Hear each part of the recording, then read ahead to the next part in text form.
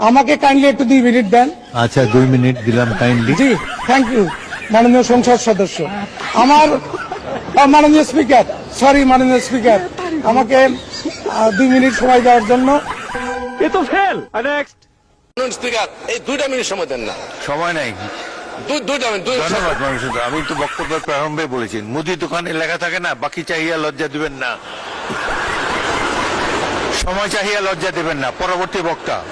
Next. মাননীয় speaker, গাড়ি চালাইতে লাইসেন্স লাগে, মোটরসাইকেল চালাইতে লাইসেন্স লাগে, দোকান চালাইতেও লাইসেন্স লাগে, এখন শুনি মদ খাইতে বলে লাইসেন্স লাগে। মাননীয় স্পিকার, এইটা কোন দেশের আইন আমি জানি না। মাননীয় স্পিকার, রাস্তাঘাটে যেখানে সেখানে মদের দাম বাড়াইছে, ওরা মাইন্ড করছে, এটার জন্য লাইসেন্স লাগে। এই ব্যবস্থা মানুষ করেন। আপনি পাস স্মাইলিং। নেক্সট।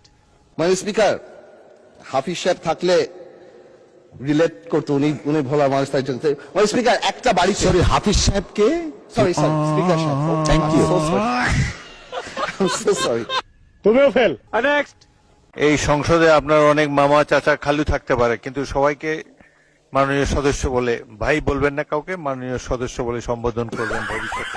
2014 সালে আপনাকে মনোনয়ন দিয়েছে, 2014 সালে তো নির্বাচন করে নাই বিএনপি। মাননীয় স্পিকার, আমি এখনই বিদায় নিচ্ছি।